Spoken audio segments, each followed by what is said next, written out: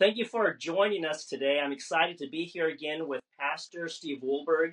As you know, he's a pastor, he's an author, he's the director of White Horse Media, and we're here to talk about something today that involves you and I. It involves all of us because it has to do specifically with money. You know, money is something we all deal with every single day.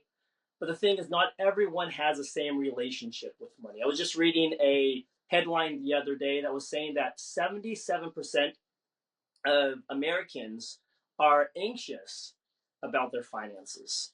And, you know, I think we're living in a climate right now where inflation is so high. There's individuals, elderly individuals, who are on fixed incomes, and there's just a lot of unease. I mean, I think, Steve, a loaf of bread isn't as much as is more than it was last year or the year before. So we're going to talk about something really interesting today. Thanks so much for joining me. Sure, Danny. I'm very happy to be your guest again and to talk about this topic. And since you just mentioned the 74%, let me just read a couple more statistics Yeah. from news stories. 46% of Americans could cover a $400 unexpected expense without going into debt. Hmm. Only 46%. That's pretty shocking that if a family gets hit with more than $400 unexpected expense, many times they have to go into debt to pay that bill. Here's another one. 40% of Americans do not have enough saved for retirement. So the list goes on, and we know how big of a problem debt is. I mean, debt is a huge problem, whether it's credit card debt or other debt. And so, money is a big issue in this world. We can't avoid it. To me, it's a little bit like food. You can't, we all need to eat, Yeah. but we need to make good choices about what we eat. And you certainly know all about that if we eat good food, it will benefit our bodies and help us to live longer and to be happier. But if we eat junk food, then we're going to most likely eat ourselves to an early grave. We can increase our chances of getting a heart attack or some killer disease. And money is like that too. Money is something we can't avoid.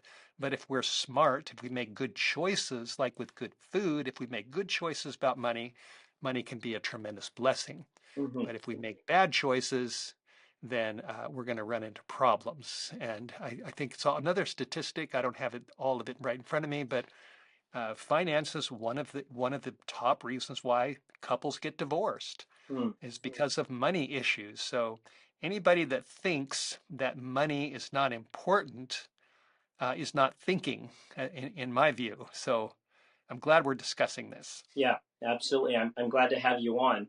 Now, like I mentioned, you're a pastor, you're an author, you're the director of White Horse Media, and somebody may be watching this and saying, well, we're talking about something that may be a little out of his realm or his Yeah, his expertise, but you run a ministry. You have to look at your profit and loss statements. You have to look at the donations that are coming in, the expenditures that you have.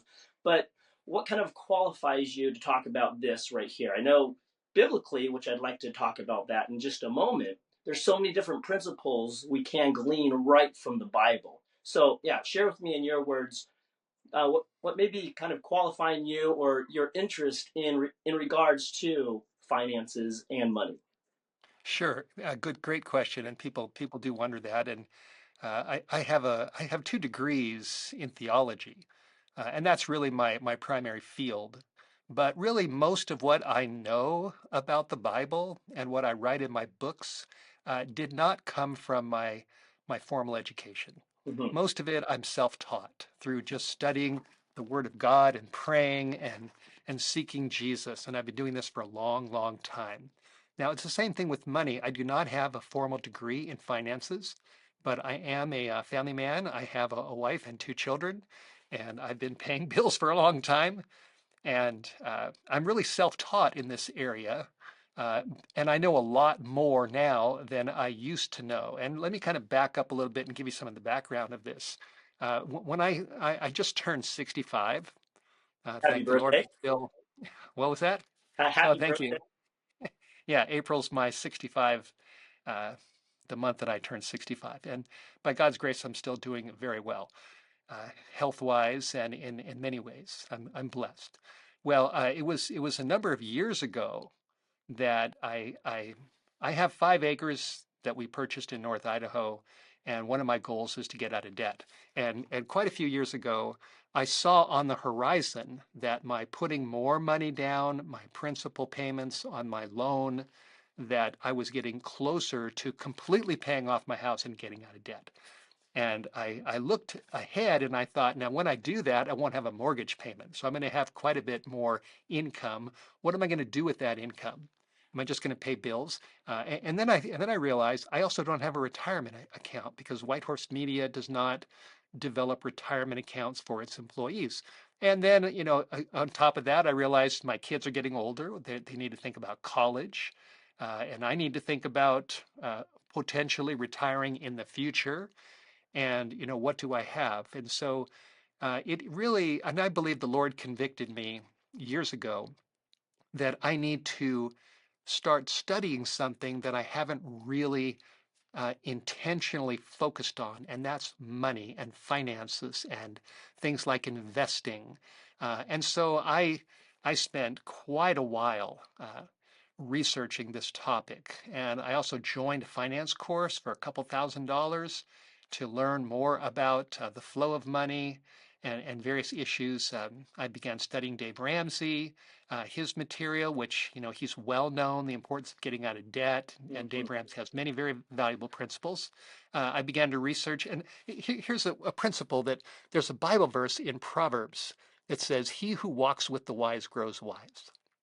And I have adopted that motto for a long time in my life that if I surround myself with people that are smarter than me and that are very wise in their field, it's going to benefit me. And so that same principle convicted me about finances. So I started studying John Bogle. I don't know if you ever heard of Jack Bogle. He wrote this little book called The Little Book of Common Sense Investing. He's the founder of Vanguard, which is one of the biggest financial firms in the world, managing millions, trillions of dollars of assets. And I began to study the legendary Warren Buffett. This is his autobiography, Snowball, about his life, and I read the whole book. And I've just decided I'm going to follow the Bible, and I'm going to educate myself with the best of the best of people that are in the field of finance. Hmm. And I've been doing this for a long time. And the more that I've researched Ramsey, Buffett, Bogle, the Bible, and others, the principles of good stewardship and good financial management and proper investing for the future, these principles have become clearer and clearer and clearer to me. So it's true, I'm not a certified financial advisor. I don't have a degree in this field. I'm self-taught, but I am absolutely convinced that the information that I know is extremely valuable for any Christian, any person, just like most of what I really know in the field of theology and prophecy is really the result not of my formal education, but of my own research. Hmm. And so, a lot to talk about in this field, but it's very important. And I do have a finance course that I developed as a result of my research called Grow Your Money with God, and it's not expensive. So, it's not like people have to, trust me as a major financial advisor and put a whole lot of confidence in that they're going to, possibly break the bank if I'm wrong. It's not that way. We Yeah. have a lot of sound, solid, biblical, financial, sensible principles for a very low cost. And if people are willing to learn these principles, it can benefit them for the rest of their lives. Yeah. Yeah. Well, I appreciate that you're willing to share and that you have an interest in this because so many individuals they don't have financial literacy. I mean, just sharing some of the statistics that you were sharing, money is an issue for a lot of people. And I'm thankful that I grew up in a home where my father not only was he in ministry, but he was a businessman as well. He had two health food stores that were successful, and financial literacy was just something that was part of our our education growing up Yeah, that's because great. he incorporated what he was incorporating within his businesses. So it carried over into our house as well. So I always felt as if I had a strong financial sense of financial literacy. But when I started learning about other philosophies out there, such as Dave Ramsey and Buffett, and maybe some of the differences in financial beliefs that they have, just learning that so many individuals don't even have a plan for the future, but specifically, they don't even have a plan for what if I can't work because I'm injured. I know Dave, he shares that individuals don't even have, or a lot of individuals don't even have an emergency fund set aside. So if they get injured, if they can't work, they can support themselves, they can support their family for maybe a few months to get them through. Maybe it's a loss of a job, you know? And I think this is why it's sad because so many individuals are living paycheck to paycheck and they don't know what they will do if something happens. That's right. And And you're right. And I appreciate that. And my dad was a businessman as well. He had a very successful carpet company in Los Angeles. He made good money. He provided for his family. Part of my education in theology would never have occurred if my dad wasn't a good wage earner. mhm, And the principles of that Dave Ramsey teaches, getting a good job, getting out of debt, building up an emergency fund, being faithful in your tithes and offerings, and then getting out of debt and taking a portion of your income and investing it regularly every month toward your future. I'm sold on those basic principles. And back to financial education, I've thought about this quite a bit, and it seems to me that there are uh, four different levels of education. One of them is just the basic education, learning how to read, write, arithmetic that everybody goes through. And then there's another level of education has to do with our vocation, what we eventually choose to become, whether it's a dentist, a lawyer, a doctor, all those things need study. And then there's a third part of education, which is spiritual education, which has to do with our relationship with Jesus, our studying the Bible, our prayer life, our getting to know God. And to me, that's the most important education of all, of course, because that has to do with our eternal life. And so most people are familiar with these, or at least a lot of Christians are familiar with basic education, vocational education, and then spiritual education. But there's one more layer of education that many people we don't learn it in school, and that's financial education. mhm, How to make your money work for you, how to make your money grow in a sensible way so that, like you said, if you can't work, you've got other assets that are going to kick in a time of need and in retirement.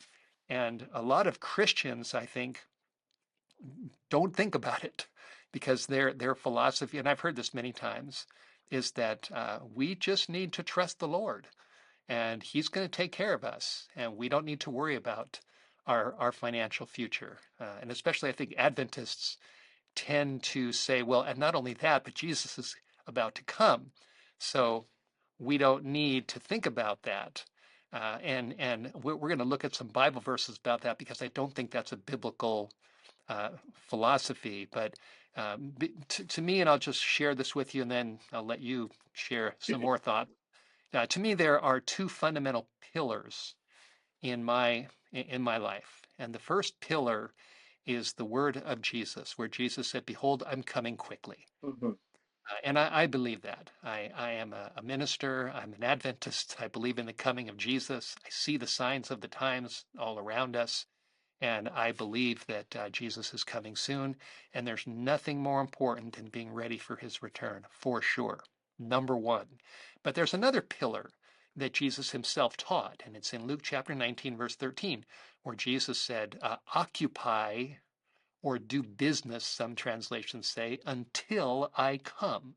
So that says we need to be, while we're waiting, we need to be occupying, which mhm, involves business. And the context of that statement was a parable in Luke 19 where he talked about a man, a nobleman, and he gave his servants his goods. And then he went into a far country, and then he came back, and one of his servants took his $1 and turned it into 10, which is 1,000% return, and he was blessed. And the second person took his one pound or $1 and turned it into five, which is a 500% return. And the master was very pleased with him. He said, well done, good and faithful servant. And then the last person that came forward, he took his Lord's money, his pound or whatever that amount of money was, and he just put it in a napkin and he didn't do anything with it. And when the Lord came back, the man came back, he wasn't happy with him. And he said, the least you could have done is taken my money, put it in the bank so that it would have generated interest, so that when I come back, I'll have interest on my money. And so the Lord is talking as a businessman in that parable. And of course, there are many applications to the talents, influence, time, our words, our lives, but money is the context of that parable.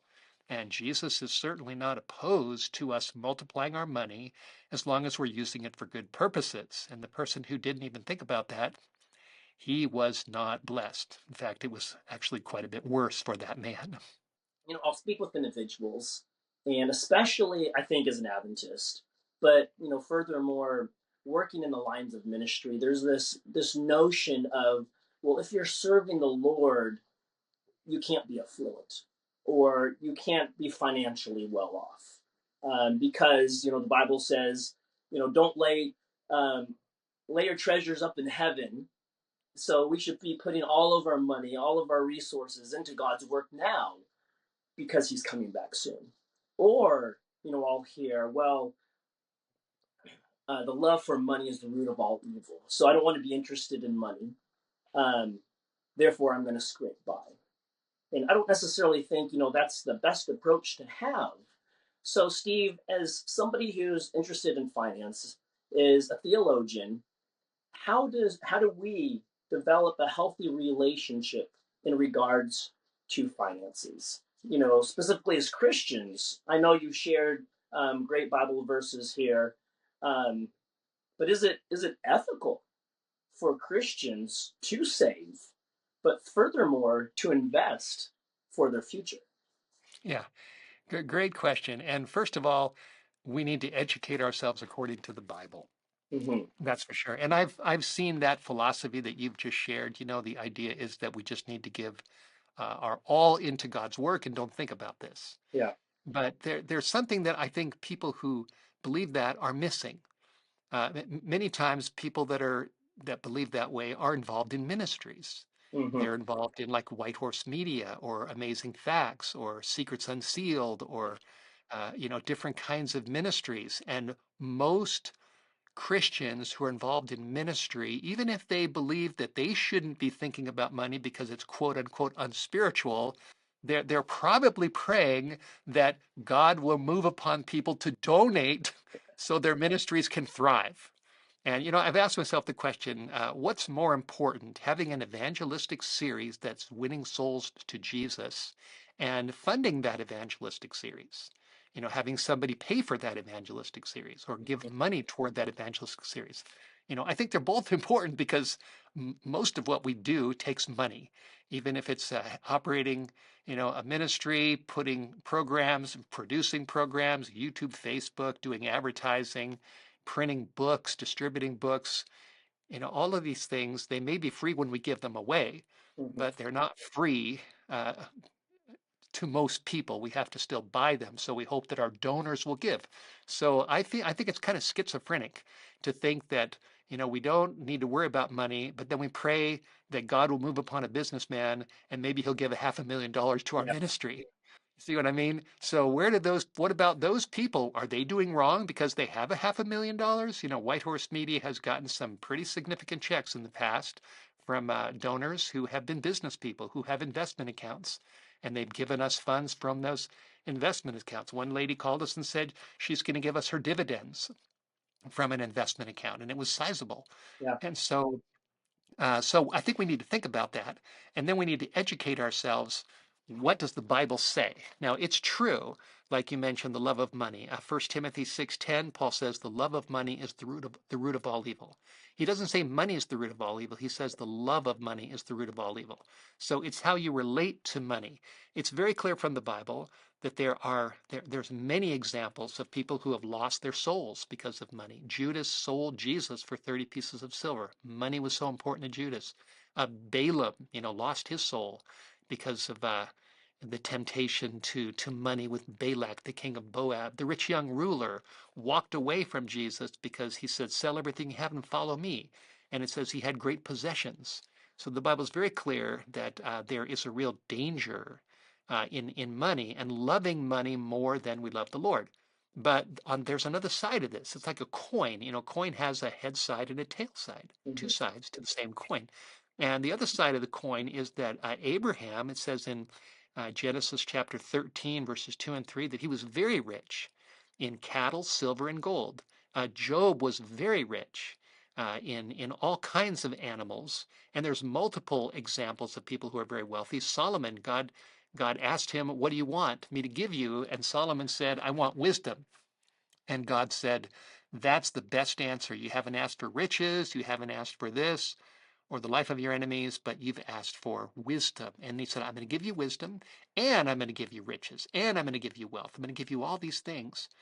So there's nothing, God wasn't committing a sin when he gave Solomon tremendous wealth. Hmm. So, and then you've got people like Joseph of Arimathea. He was a wealthy man and he gave his tomb to Jesus. You have the Magi who came from the East and they gave to the baby Jesus gold and frankincense and myrrh.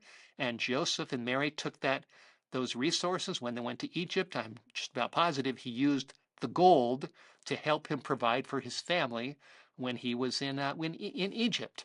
And so money can be a curse, but it can be a tremendous blessing. And God's work needs money. People need to give their tithes. They need to give their offerings. And where are they going to get that money? They need to earn it. So the Hmm. more that we earn, the more that we have, the more we can give. So these are biblical principles that there's no sin in earning more money. The question is, how do you earn your money? Do you do it ethically and responsibly? What do you do with your money? Is it just used for selfish purposes? And number three, what does your money do to you? Does it corrupt you or does it make you more generous? Hmm. So all these principles need to be factored in to this topic. Yeah. Yeah. Steve, I think that's where my mental shift really happened when I looked at the fact that if I generate more, I could therefore do more financially for the Lord. I could be a financial steward to assist in furthering the gospel with my dollars. So, Steve, how do we interpret these biblical principles in regards to finances today? Because we don't have our finances in cattle, or we don't have our finances in a tomb, but we're investing in other areas. We're putting our finances to work in other areas to generate wealth, to assist us for the future. So biblically, what are some financial vehicles that we as Christians can invest our funds in today and see that biblically this is an okay strategy to take? Yeah, good question. There's a lot to that question. And, the Bible gives us principles and examples, but obviously the Bible doesn't talk about Facebook, YouTube. The Bible doesn't talk about automobiles. Uh, Mhm. it doesn't talk about a lot of things, but it gives us principles. And one of the principles is that we need to get a job, obviously. And it doesn't tell us what job to get. God doesn't tell different people or the Bible doesn't spell out all the educational options for us. So we have to pray that God will lead us to make good decisions. Now, one of the principles is the Bible says if a man doesn't work, he shouldn't eat. Mm. So obviously we need to work. And then what is going to be the field that we're in? That's up to God leading us as individuals based upon our personalities, our likes, our dislikes, and our talents and our gifts. And the principle of being economic. Jesus said, "Gather the fragments that nothing be lost." When he multiplied the loaves and the fishes, he didn't waste it. What wasn't eaten, he said, save that part. So the principle of saving, the principle of working, and the principle of providing for your future. To me, one of the big examples of that in the Bible is Joseph. Joseph was led by God. He came out of prison. Pharaoh made him his right hand man. And then he said God had showed him and Pharaoh that there was going to be 7 years of plenty and 7 years of famine. So, what Joseph did wisely was during the 7 years of plenty, he saved grain so that when the 7 years of famine came, there would be food for Egypt and ultimately for his family that came down from Canaan, and it saved their lives. And so another principle of thinking about the future is the ant. And I think I've got this here. I want to read this to you. I really like this. In Proverbs chapter 6, verses 6 to 11 says, "Go to the ant, you sluggard, consider its ways and be wise.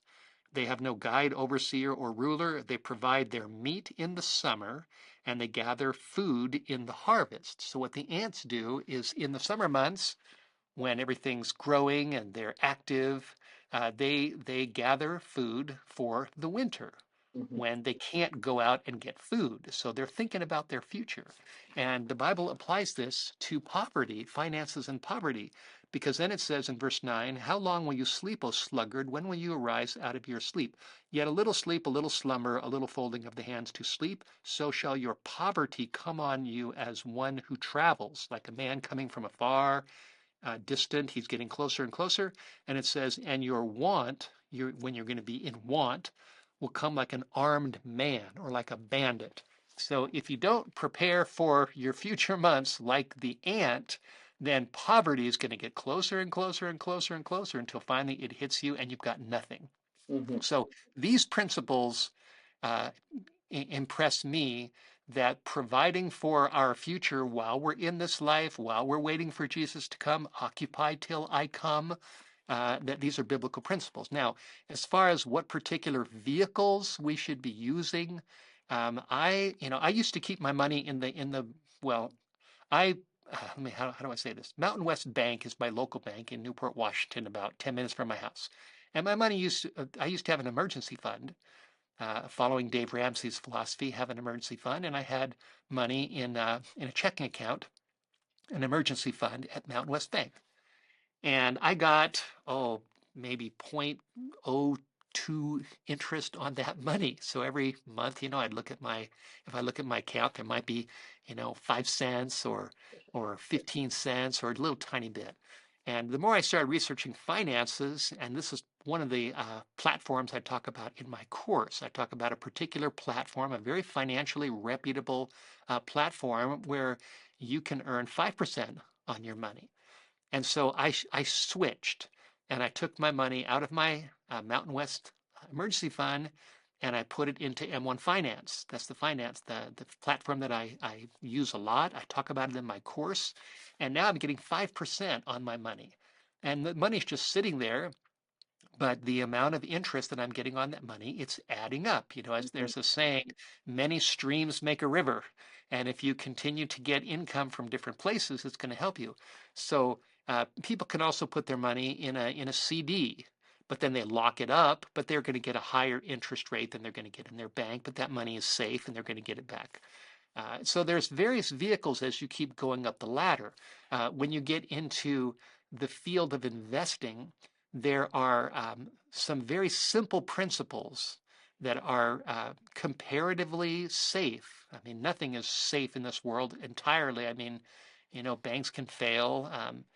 The whole world is eventually going to fall apart, and we won't be able to buy or sell unless we go along with the mark of the beast. So the time is coming when money is going to be worthless. But until then, there are vehicles. One of the strong investments that I promote in my course is the Vanguard Total Index Fund, it's not a mutual fund because mutual funds contain different assets, different businesses, but they often have hidden costs. They have management costs that you don't often know about. They have to get into them, to get out of them, there are costs. There's transaction costs because the managers are buying and selling different stocks in these funds.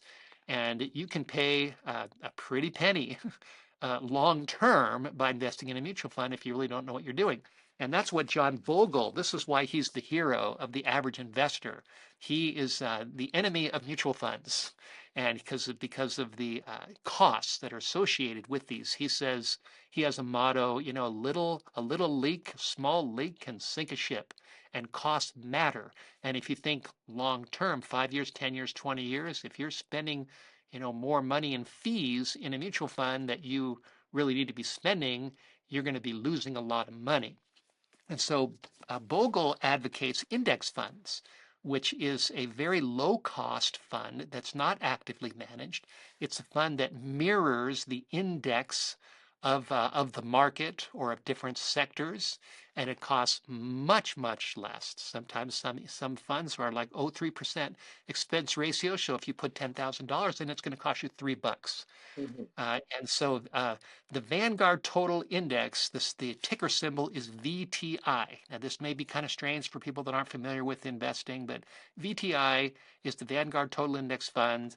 And if you put a little bit of money into that on a regular basis, it tracks the entire U.S. stock market. In other words, every single publicly traded company in the United States, whether it's Amazon, Nvidia, Apple, uh, Southwest Airlines, Toyota, Apple Computer, all the businesses that Walmart, Costco, that we shop at and that we, use in our cars and our flights. And most of us are just, we are familiar with these businesses. Amazon, what it does is it tracks all the profits and the losses of these individual businesses. And if you look at a finance chart of VTI in history, it's just continuing to go down a little bit, up, up, up, up, up. And the principle that Bogle teaches and I teach is called dollar cost averaging, that if you put a little bit of money into VTI every month, if the market goes up, you're making money. If the market goes down and you put another little bit in the next month, you get a discount. If the market goes down again the next month, you keep buying consistently a little bit at a time into the total index. And it's all things considering, it's a very safe investment. There's very low risk. It's very low cost. You can easily do it if you know what you're doing. Go onto a finance platform and uh, connect it with your bank, set up an account, link it to your bank, program it so that every month you put in maybe $50, $100. My son's Seth, he has an investment account. Abby has an investment account. She's 16, he's 19. My wife has an investment account. I have an investment account. And we're putting money into these on a regular basis. Seth puts in $50 a month. It's linked to his checking account. Abby puts $50 a month, which is linked to my bank account because she's not working regularly. She's only 16, and so I do that for her. And both of their accounts, and my wife's account and my account, are going up. We're making money. We're preparing for our futures. And so there's a lot of different vehicles. It's kind of how do I answer your question? There's a lot of vehicles, but Mhm. VTI, the total Vanguard stock index, is is a simple, low cost, easy way to grow your money. Now, some people think, well, the stock market is gambling. But that depends upon what you do and how you do it. Bogle says that short term, the stock market's like a casino. You throw your money in and you might lose it all. But he said long term, if you know what you're doing and if you're investing in the index funds and if you're putting in a little bit in every month, so if the market goes up or down, you're slowly building your wealth for the future. He said that is the greatest miracle in financial history. That's what Bogle said. And Buffett, in his book, well, actually, here on the little book of Common Sense Investing, there's an endorsement from Buffett, and he says, rather than listen to the siren songs from investment managers and investors, large and small, you should instead read Jack Bogle's book, The Little Book of Common Sense Investing. So Buffett, who's probably the greatest investor of all time, endorses Bogle, and both of these men have a lot of wisdom. I don't look to them as spiritual guides Mhm. by any means, but if I've got a computer, if I have a phone that needs to be fixed, I might take it to somebody to fix it, or my laptop, or my car, and those people may not be Christians, but if they understand their field of computer technology or auto mechanics, I can still learn from them and benefit from them. And it's the same way with Bogle and Buffett and some of the wise investors, Dave Ramsey. And once you learn these principles, and that's I also talk in my course about how to lower risk, how to lessen risk by researching your investment. You know what you're doing. You only put in a little bit at a time. You think long term, not just short term. You don't invest money that you need tomorrow to pay a bill. There's certain principles that are just, they're wise, they're sensible, they're valuable, and they work. And Danny, I've been incorporating these principles for quite a while, and they're working for me so that in the future, when I do, I'm planning on taking Social Security at 70 at this point because I don't need the money right now. I'm still working. But eventually, I want to take money from Social Security. I have a lot of equity in my property because my property is paid off, 5 acres in North Idaho. I thank the Lord for that. I've got investment accounts for me and my wife that are growing. And there's other things that I've decided to do a little bit of investing in. I'm researching all these investments, diversification, so you don't put all your eggs in one basket, and you learn sound principles of finance. And as time goes on, they work. And just like Joseph was wise in saving money or saving grain during the 7 years of plenty so that he could provide for Egypt during the 7 years of famine. And just like the ant prepares in the summer months so that when the winter months come, they'll have food. These are biblical principles. Mhm. Occupy till I come. And God will lead us as we research and as we pray to find the vehicles that will give us more of an income than 0.02% from the bank. Right? Yeah, I hear you. You know, my father, when I was a kid, he never invested into the market because he always saw it as gambling. And as Christians, we're counseled not to gamble. So he really That's right. saw that as a form of gambling because I don't know what my return is going to be. I could put in $50 today and it's worth $3 tomorrow. Um, but I certainly think that through education, through financial literacy when it comes to investing. So my father, he finally invested right before the financial crash, and he lost some money, and I had invested as well. And he said, "This is too much risk for me. I'm going to pull out." So he took a loss, but he still had finances in the bank. But if he and I, which I was younger then and I didn't know anything about the market, if we weathered that storm, our financial accounts would have come back. That's And right. and I think so many times what happens, and this is the risk people take, is they invest their money and then they're always watching the stock ticker going up and going down, up and going down, and they get scared, they get nervous, they pull out their money, or they feel like they're gambling. So, what would be the difference between? Because Yeah. I know somebody's probably Yeah. watching this, and I know you touched on it. What would be Oh, the yeah. difference between gambling versus investing in the market?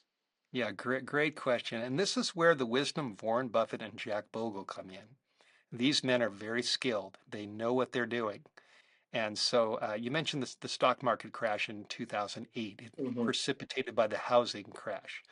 And there have been many crashes. 1929 was a crash. You can go down through history. There have been many crashes, and what happens is people are not educated Mm-hmm. in what they're doing.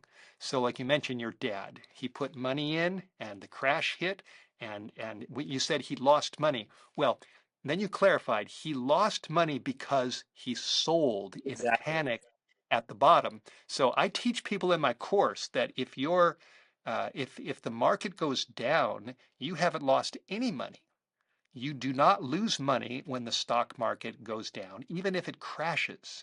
You only lose money if you push the button and sell your shares. If you buy them at $100 and they go down to $10, and if you buy one share of Apple Computer, let's just say for $100, and just Apple's selling for quite a bit more than that right now, but you buy one share for $100. And if the market crashes during the 2008 housing crisis or other crisis, and it goes down to $10, If you look at that, you think, oh man, I just lost 90 bucks. But no, you didn't. You haven't lost 90 bucks. It's just the current value based on the fluctuations of the market that goes down to $90. And so both Buffett or Bogle and Buffett for sure, I mean, Buffett really understands this. If he buys one share of Apple at $100 and it goes down to 10 bucks, he's going to buy 10 more shares. He's not going to sell his one share. He's going to buy 10 more shares at 10 bucks. So you pay $100 for one share, and then you pay another $100 for 10 shares. And then as time goes on and the market rallies, because it always does, at least in this sinful world, and then if it goes back up to 100, you've paid $200, but now you have 11 shares times 100, you have $1,100. So you could sell your one share at 10 bucks and you lose $90. Or you could buy another 10 shares at $10. And then a few months later, you've made a lot of money because you didn't sell, you didn't panic.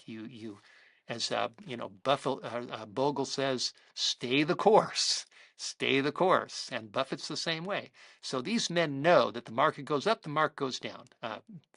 Buffett's mentor was Benjamin Graham, and he refers to the temper tantrums of Mr. Market. And that's what the market does. It goes up and down. So gambling is when you don't know what you're doing and you're throwing your money out there, and then when it goes down, you panic and you sell. That's gambling. But if you're investing in Apple Computer and you buy one share at $100 and it goes down to 10, not because there's something wrong with Apple, but because the housing crisis has hit. Apple is still Apple. The company is still the company. It's still valuable. And then if you put another $100 in and you buy, at $10, you buy 10 more shares, that's investing with a strategy and a philosophy because you're investing in Apple Computer. And then as it goes back up, you grow your money. So gambling is the gambling in Vegas is just, there's no investing at all in that. There's just taking a chance and hoping that the dice roll your way or pull the slots and you hope that it happens. And that's totally gambling. Investing is completely different. Today, Danny, I planted an apricot tree in my backyard. I went to the Priest River Nursery. I bought that apricot tree. It's probably about this big. It's a young tree. And I dug it out and I planted it in my backyard.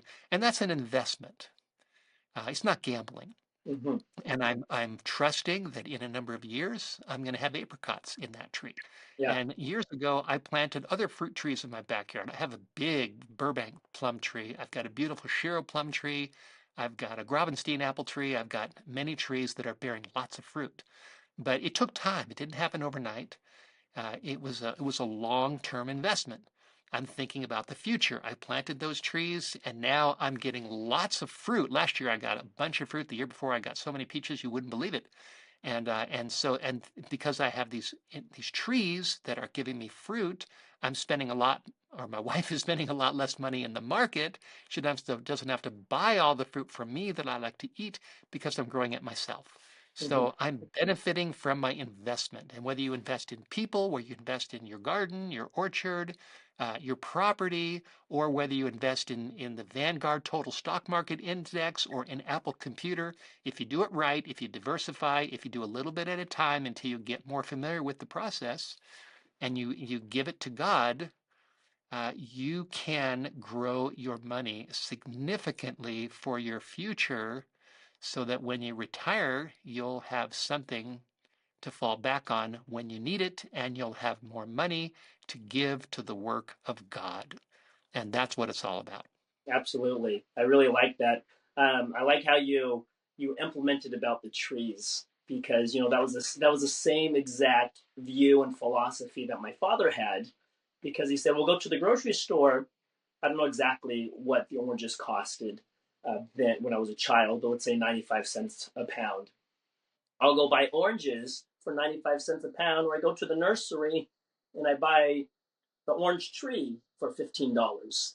And I will get pounds of oranges for years to come. So we ended up with 100 fruit trees on the property because, my family recognized the return on that $15 for a tree. versus going to the supermarkets, you know? And so as you invest, you certainly see the fruit of that years down the line. I mean, you may not necessarily see that today or tomorrow, but you're planning for the That's future. right. Looking at our investments, it's the same approach because a dollar we put in today could be $100 down the road if we leave it there. But as far as mitigating the risk and looking at the gambling, and looking at where we're putting our finances as far as a financial vehicle, we certainly can mitigate a lot of that risk by Definitely. investing in, say, a mutual fund. So you're investing in multiple different funds versus one individual stock. Um, Yes. because if that individual stock gets hit, yeah, you could lose a lot of the wealth you had in that stock. But within a mutual fund, it's more diversified. Um, Yes, that's exactly right. But there is a distinction that Bogle makes, which is mhm, very significant between funds. So you got the, I mean, you're exactly right that if you invest in just Apple Computer, if Apple tanks and Microsoft becomes the dominant, computer company and Apple goes away, if you've got all your eggs in Apple, then you have a problem. But if you invest in a fund, you have multiple uh, assets mhm, or businesses within that fund. But once you've got that principle, Bogle takes the next step and he says most mutual funds have a lot of hidden costs. Whereas exchange traded funds, ETFs, which follow the indexes, he said they're not actively managed. So they have a much less expense ratio. There's no inload fees, sell fees. There's no transaction fees because transactions cost money. So that's where Bogle is not in favor of actively managed mutual funds. He's in favor of passively managed index funds which are a lot less expensive mhm. and in the long run. So there's kind of a nuance there that, the more we study into that. Back to your dad, when your Yeah. dad panicked and he sold and he lost his money, but now he sees or he did see the value of fruit trees. Danny certainly saw that. Um, if you think about fruit trees, at least here in North Idaho, every winter my fruit trees go dormant and I don't get any fruit off of them. And I use this example in my course that if I have a great apple tree, that when winter hits, all the leaves fall off and there's no fruit, I don't cut it down Yeah. because I've lost all my fruit for the winter. No, I'm thinking long term. And I know that when spring comes, the apples are going to come back. And so that's a principle of investing too. Buffett and Bogle and Ramsey and the investors that are real experts in the field, they tell you to think long term. You don't just think short term. So, like what happened with your dad in 2008, the market went down, he panicked, he sold, and he took a loss. That was short term thinking. Mhm. But if you would have thought, hey, the prices are so cheap right now. It's like Walmart, my wife buys avocados in Walmart and sometimes they're 2.50 a piece, but sometimes she can get them for 98 cents. Mhm. And during the 2008 crash, when the market went way down, man, Buffett says the stock market's the only business in the world where people run for the exits when Yeah. everything's on sale. That's what Buffett said. And that's what happens when the market goes down. He's always got a reserve of cash Mhm. because he's ready to buy. And so that's the principle. You invest for the long term. You do diversify, like you said, in a fund, you have a better diversification and then you invest long term and you put in a little bit at a time. You're not putting in money that you need. You put it in after you've got your emergency fund, after you're responsibly giving your tithes and your offering. You're not neglecting the Lord's work. After you've paid your bills, you have a certain amount that you're putting in on a regular basis for your long term future. And whether the market goes up or down, the trend is generally up. And if you're smart about it, and you do it in the right way and you're properly diversified, you can significantly grow your money for your future. Yeah. I was speaking with somebody recently and they said, but Daniel, I don't trust the market. I don't trust the bank. And so the same individual, they sold their house, made a profit, but instead of leaving their money in the bank, they withdrew all of their money, and I think it's sitting in a safe somewhere.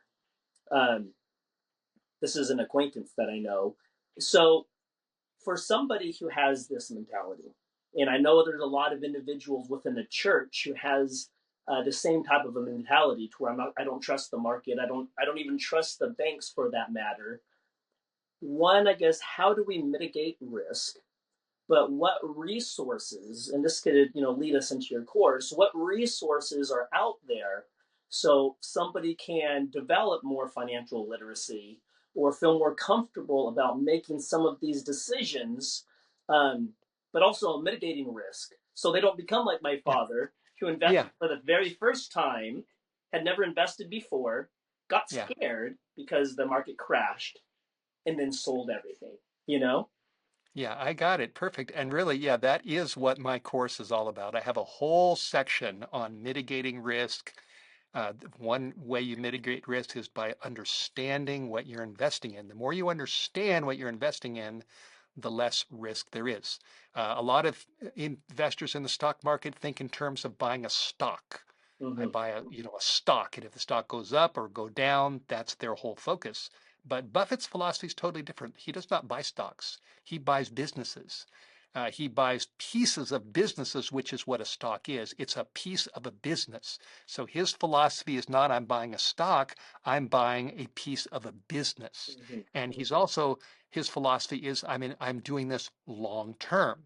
So you research your investment, you diversify properly, you realize that you're investing in businesses, not in a stock that goes up and down based on the whims of the market, and you're thinking long term. There are certain principles that are very, very valuable. I teach this in my course. There's nothing in this life that has no risk. Mm-hmm. Nothing. I mean, you risk when you get out of bed in the morning. You might trip. When you walk outside, you might get hit by lightning. So there's nothing that has no risk. Putting your money, taking all your money and putting in a safe is risky. And Mm-hmm. the reason why it's risky, not because the safe's going to burn up in a fire, but because inflation is continue to eat away the value, the purchasing power of that money. Mm-hmm. And so 10 years from now, you might think, hey, I've got all my money. It's right in my safe, but it's worth a whole lot Yeah. less Yeah. because of inflation. So we need to be wise and we need to try to get us higher return. Now, if he took that money and put it in the 5% savings account that I put my money into, my emergency fund, he would be growing his money Mm-hmm. rather than just letting it sit. So there's no investment that has no risk. Bogle says it's risky to do nothing. If you don't do anything, that's risky. Yeah. He also said that if you don't put away any money for retirement, he said, I'll tell you exactly how much you'll have when you retire. He said you'll have nothing. So the idea is to be smart, to research, to pray. He who walks with the wise grows wise. Learn from the best. Learn the principles from the best. The stock market short term is a casino. Mm-hmm. But long term, if you know what you're doing, that's how you grow your money. That's how Bogle grew his money. That's how Buffett's grown his money. Ramsey's the same way. And that's what all the financial, experts in this field, they know what they're doing. Whereas the people that don't know what they're doing, they do nothing.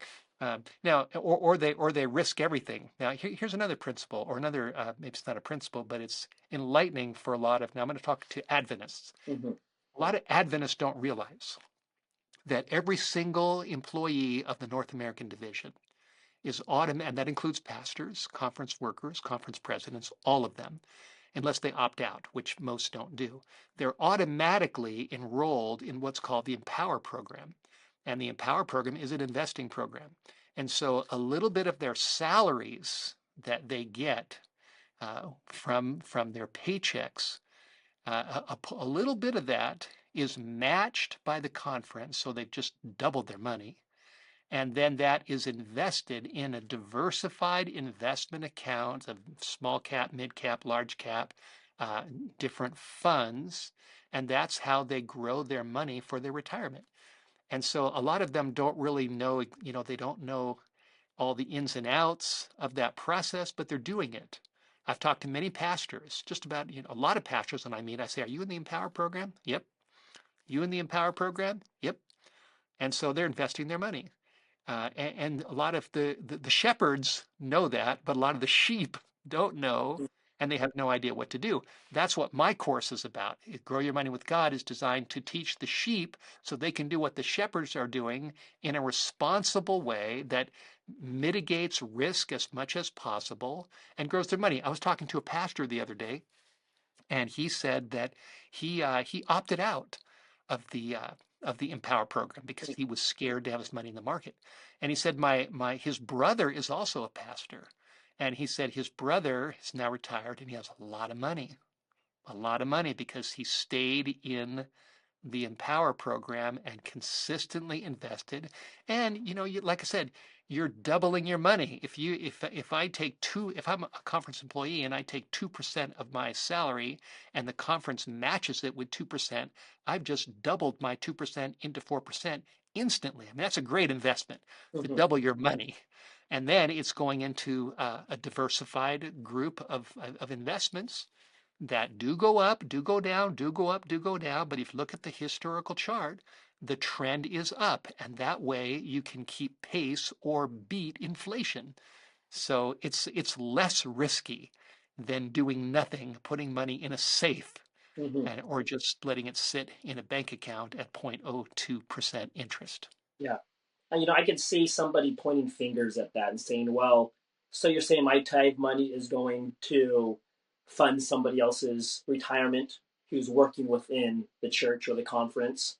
Or how do I even know that my tithe money is being invested in accounts that that either that are financially not financially sound but are biblically sound and fit Yeah. with our views as Christians? Yes, the conference has a safe, quote unquote, safe criteria of what things they're going to invest in so that they're ethical, by and large. There was an article, and on our website, growyourmoneywithgod.com, there's an article from Alistair Huang about the moral ethics of investing in a mutual fund when there are some funds that have some companies in them that we wouldn't Yeah. support.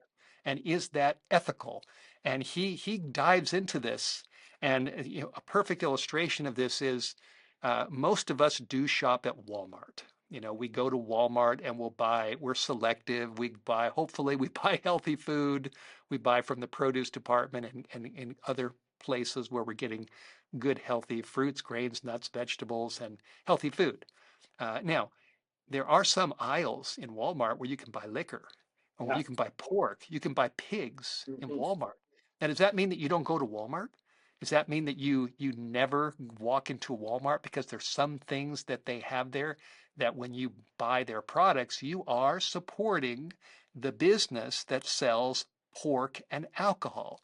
But most of our consciences can live with that because, Paul said, you have to associate with the people of this world, and if you don't, you might as well leave this world.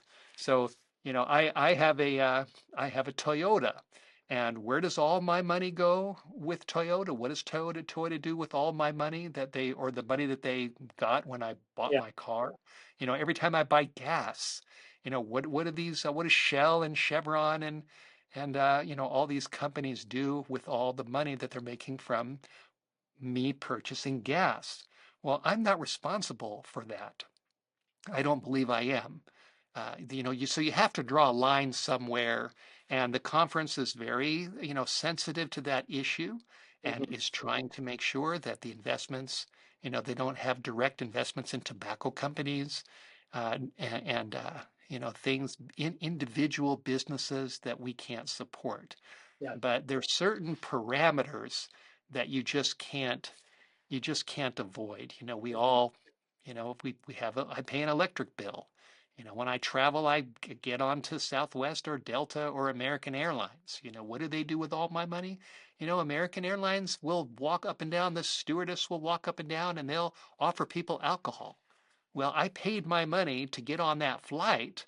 But am I supporting alcohol? I don't believe so. If you track every dollar of every money that you spend, you're gonna drive yourself crazy. Yeah. And the tithe money that goes into the conference, that money goes to pay the salaries of the pastors, and pastors need a salary. White Horse Media and your ministry, we're self-supportive or uh, God supported Mm. to give us our funds from our donors, but conference employees get their money. A lot of it's from the tithes of the members, and this is how they live and how they pay their bills. Yeah. And for them to take a little tiny bit of their monthly salary and put it into an investment account that's going to grow money for their future so that they'll have something to live on. To me, that's being wise like the ant. Hmm. uh, and being wise like Joseph. It's not the same as gambling. And like I said, there's nothing that is risk free. Yeah. But we have to do the best we can in this world, Right. and that's the way it is. Yeah. Now, going back to the individual who put all their finances in the safe after they sold their house, I believe part of their view with that was, well, look at the state of the world today. We know as Christians, there's going to come a time when we will not be able to buy or sell. And if I invest my money today, or if I put my money in the bank, there's a risk that it may not be there, or I may not be able to pull it out when I need it because I'm a Christian and I follow the commandments of God, you know? So Yes. walk us through that type of a scenario. Yeah. What should Yeah. the thought process actually be, versus I'm going to lose my money if I invest it or if I put it in the bank because I won't be able to access it in the future. Yeah. Well, eventually, we're not going to be able to buy or sell unless we go along with the mark of the beast wherever our money is. So if it's Yeah. in the market, if it's in a safe, it's in an ETF, if it's in a CD, if it's in a money market fund, we're not going to be able to buy or sell unless we go along with the mark of the beast. So money's going to be worthless in the final time. Hmm. But Jesus, again, I repeat, Jesus said, "Occupy until I come." Yeah. So he is coming, but we need to do business until he comes. Hmm. And we shouldn't. Jesus said, "Nobody knows the day or the hour." Paul said, "You do not know the times or the seasons." And we are not to base our financial decisions on whether Jesus is going to come in 3 months or 6 months or a year because we don't know. And Jesus said, "Occupy all the way until he comes." Hmm. And I believe that when the final time comes and the mark of the beast is enforced, God will be impressing us right before that time to sell, so that we can put our money into God's work as much as we can. But you can't just bury everything under in a napkin, like Jesus said, because, well, hey, we're afraid, and that the guy was afraid. That's what Jesus said. Or the man said, "I was afraid, and so I put your money in a napkin. Here it is." Hmm. And Jesus doesn't want us to be afraid and live that way. He wants us to be responsible. Now, I know we talked a lot, Danny, but I want to get to one section that we haven't covered that Yeah. I think is very valuable, and that's the fourth commandment. The Ten Commandments, as I've been studying money issues, I've also re-looked at the Ten Commandments, and I've discovered that especially the fourth commandment is loaded with financial principles. So let me just share this with you quickly. Hmm. The fourth commandment says in verse 8, "Remember the Sabbath day to keep it holy. 6 days you shall labor and do all your work." So this is based on God working during the 6 days of creation week, and then he rested on the seventh day. And he wants us to keep the Sabbath because it shows that we acknowledge him as our maker, that he's in charge of everything. But this commandment is not just a commandment to keep the seventh day. This commandment is also a commandment to work, to be responsible, and to labor. That's why it says, 6 days you shall labor and do all your work. We need to get a job. We need to work. We need to be responsible. And then it says, "But the seventh day is the Sabbath of the Lord your God. In it you shall not do any work." Now look at this. He says, "Neither you nor your son or your daughter." So if you have kids, son and daughter, they're not to work on the Sabbath either. but hopefully the parent is instructing the children that they need to work during the 6 days as well. If they're resting on the seventh day, they're learning the principles to work during the 6 days. And it also implies that the man has enough money from his working that he can provide for a son or a daughter. So there's financial responsibility right there. And then it says, nor your manservant nor your maidservant. Now, I thought a lot about that, and I thought there's two kinds of people in the world, and it doesn't mean that one's evil and one's not, but generally there's employees who work, and then there's employers who reach a point in their life where they can actually hire other people. And I think it's no secret that those who become employers make more money than those who are just the employees. Mhm. So at some point, the person that's described here, he's earned enough money during the working of the 6 days on a regular basis. He's been financially responsible. He has a family. And now he's able to take some of his money and hire other people to work for him. So that's where the manservant and the maidservant comes in. They're not slaves, but the manservant probably works in the field, and the maidservant possibly helps take care of the house. And so now this man he's an employer, and he's hired people, and that's what business people do. Business people have employees. They develop their businesses.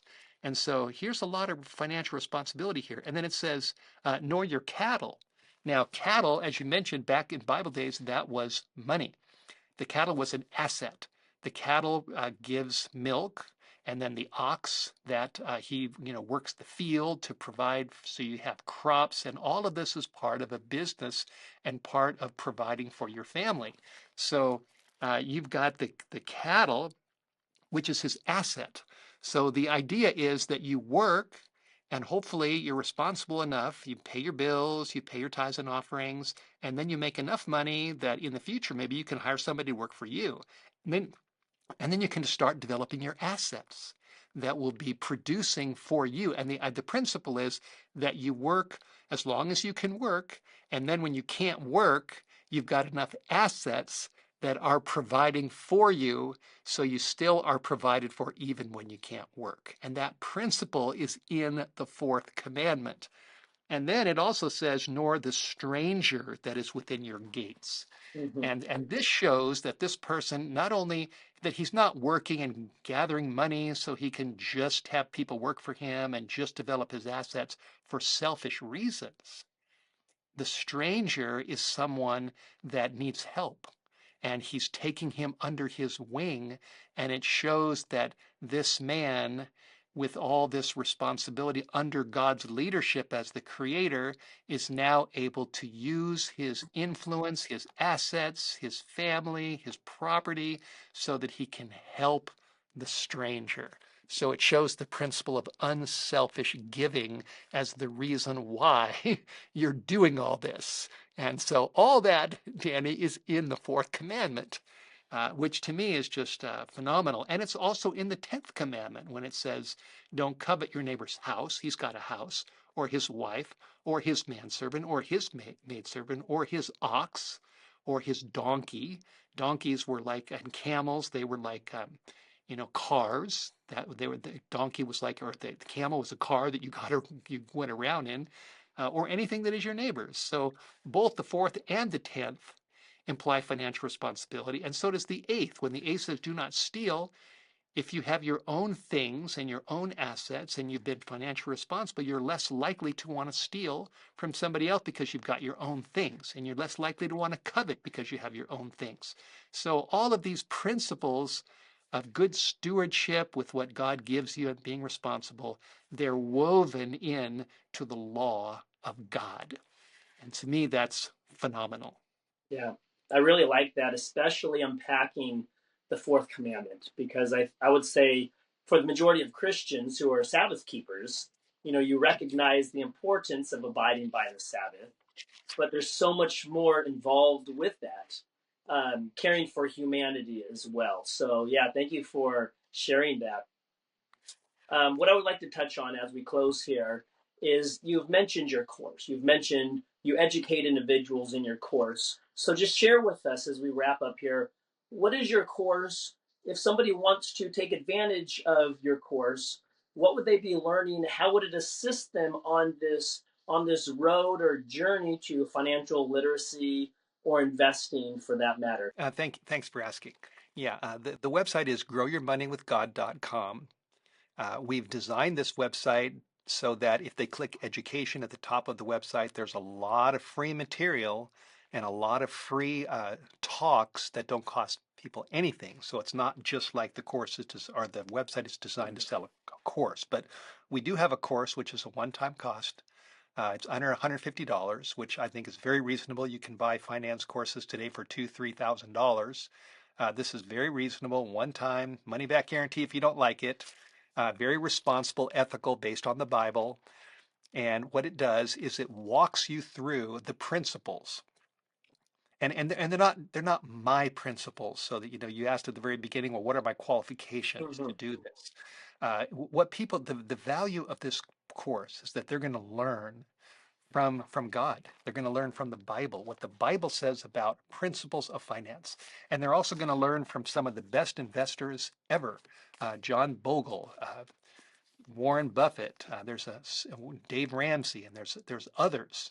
So they're learning from them. And I've studied them and I've learned what their principles are. So they're going to get the principles from some of the best investors of all time. And they're going to learn about investing and how to set up an investment account and different platforms that they can use. They're going to learn about buying and selling and the difference between mutual funds and ETFs. They're going to learn about the importance of cutting their own costs. There's three ways to grow your money. You earn your money, you cut your costs, or you invest wisely. And of course, there's other ways too. People can get a big inheritance, but that doesn't happen very often. But so the course teaches all these principles, and then it goes into the nitty gritty basics of where to go, how to set up an investment account, how to link it with your bank, how to be investing on a regular basis, how to mitigate risk, what are different options for investing, principles of research, how to do your homework. It also talks about cycles, the up cycle, the down cycle, the trends. And so you look at the big picture. It teaches you to think long term. And it's just, Danny, it's loaded with value. Mm-hmm. And when I researched this whole topic and learned all the principles that I've learned, my nature is to share what I learned that's valuable. That's why I'm a minister. That's why I've written books on Bible prophecy and about Jesus, because I've learned these things and I want to share them.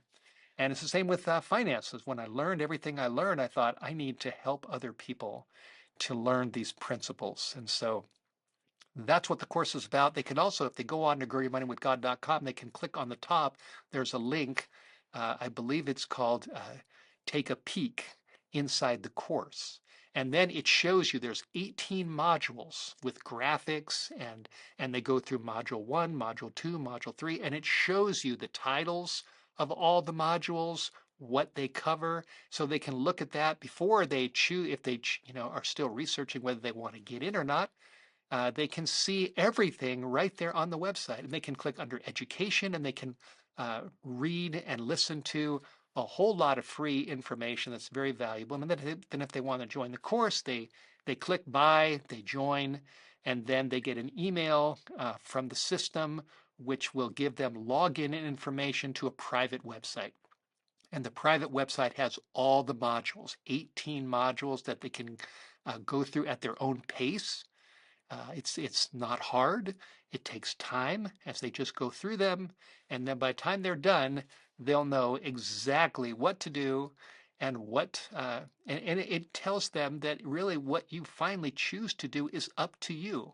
I'm not a financial advisor, so I don't make recommendations. I tell people what I'm doing and what the options are, and then I say it's up to you to make your own decisions. But if you educate yourself, which is what the course is about, you'll learn what to do, and then you can make your own decisions through the leading of God and the Holy Spirit to benefit your life and your family and others in the days ahead. Yeah. I really appreciate that you've created this, that you've taken the education that you've learned through the books and the courses that you've incorporated for your own financial investing literacy. but you've created this course for individuals to learn themselves. But not only is it a course to learn about finances and investing, but it's biblically sound and rooted. When I was younger, my grandfather, he was in his 40s, and he just started investing in real estate, and I thought this guy was so old.